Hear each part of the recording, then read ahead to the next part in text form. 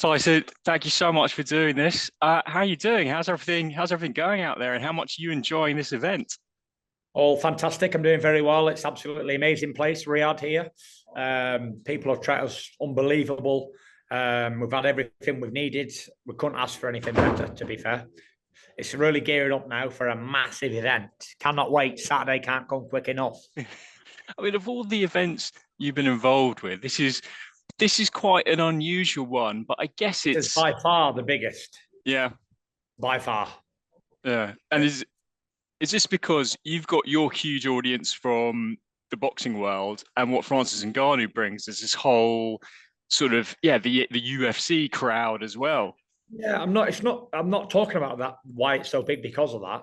I'm talking about it's like doing a local film production in Morecambe, a local Lancashire production, and then crossing over into Hollywood and doing an A-list movie production. That's the difference in the events. Never mind the fans. That's totally different sector. But what I'm saying is, then it's totally different. It's like doing a Hollywood movie or me producing one on my phone. That's the difference in games. So Yeah. yeah, not to mention the two worlds colliding with UFC, MMA, and casuals. So it's massive. We did 200 million views in a few days, the trailer. So you know it's going to be big. Yeah. Yeah, yeah. And so after the fight, let's assume you've won and look spectacular.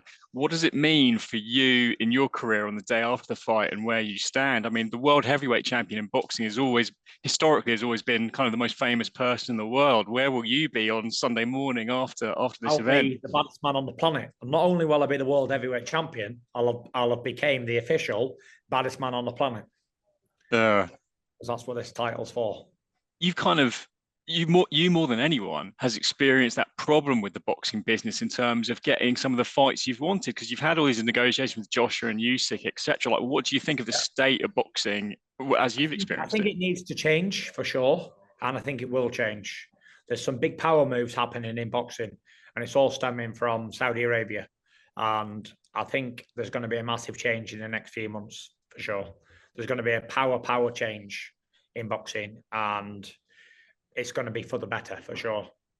Because And now as you watch a fight on Saturday night, and you've got a guy maybe 17 wins unbeaten fighting a guy who's had 53 losses in a row. It's like, who wants to watch that? The fights are you know who's going to win before they've even fought. So it's a pointless thing. And then you very rarely get two undefeated champions fighting each other. And when you do, it's like every 10 years. So it's something needs to change. And in UFC, the best fight the best. The contenders, number 10 will fight number 11, number 4 will fight number 3, number 1 will fight number 2. And they're in and out the ring quick. They've changed round within a couple of minutes. And in between fights, you've got 3-4 minutes in between main events, chief support to main event. So I think they're leading the way in combat sports at the moment for value for money and for entertainment. yeah, I was a big fan of the UFC, all the grappling up and down and that, but I think the level of the fights now are pretty good, especially on the main card. On the main card, they're all evenly matched. yeah, yeah. And I see what you're saying about the structure of boxing because that's how it used to be. You know, in the glory days of Muhammad Ali, the best were fighting the best. And is that I kind of don't, I what don't you would think like to it's, do? I don't think it's ever been like that, to be honest.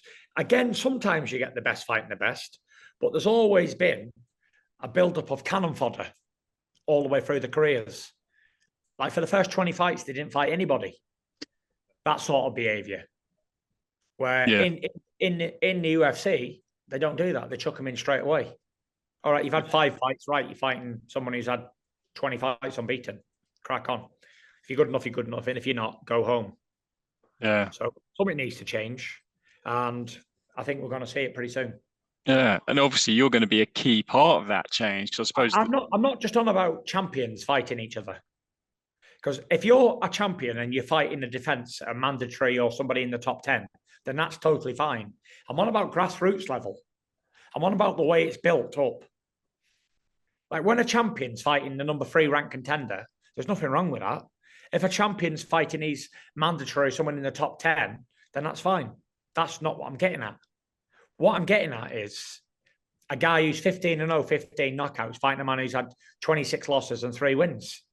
Like, what's yeah, even the point? yeah, And this happens day in, day out. yeah, So, yeah. yeah. to the point of it's not even worth watching. And then you get the main event card, whoever the main event is on some of these shows, and that's not worth watching either.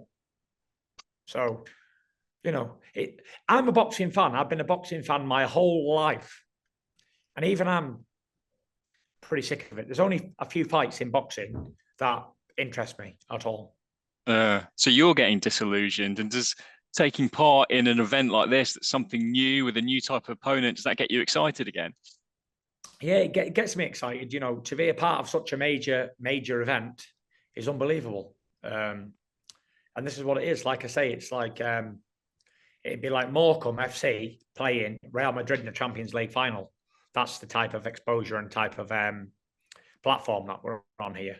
So I'm really, really excited, and I'm happy to be a part of it. I've been truly blessed all the way through my career, and here I am at the latter end of my career. I'm 35 years old, and I'm reaping in the rewards on the world stage. Yeah, I mean, I, I don't want to ask. Well, I will ask about an exit strategy for boxing. You don't have to answer, but you could have just a handful of absolutely massive fights here on out. I don't have an exit strategy because beyond boxing, I don't have anything that I'm interested in. You could give me $1 trillion today, and it wouldn't improve my life at all. It wouldn't make any difference whatsoever. Because a man who doesn't have tons of interests, then you could give him the world and he won't be interested. And that's me. I really have very, very few interests. Very few interests. I'm interested in going to church. I'm interested in walking my dogs. And I'm interested in my family. And that's it. And I'm interested in fighting when they arise. Other than that, I don't have many interests at all. And it's not that I've not tried to have interest in other things. I've tried lots of stuff, but it's never, ever, ever moved the needle for me. So I suppose I'm just a simple guy who just likes to do what I do, which is take the kids to school, go to the gym, take the dogs for a walk, clean up, and that's it. Repeat Groundhog Day. You ever seen the movie Groundhog Day? That's my life living in Morecambe Bay, just doing the same things year in, year out. It's probably why I'm so successful at what I do, because I never try and get involved in anybody else's business. I don't want to take on the world in anything. I just want to do what I do, get paid, and go home. That's it. Excellent. Excellent. Well, and just finally looking ahead to the future, obviously Usyk's going to be at this. I never look to the future. That's the golden rule.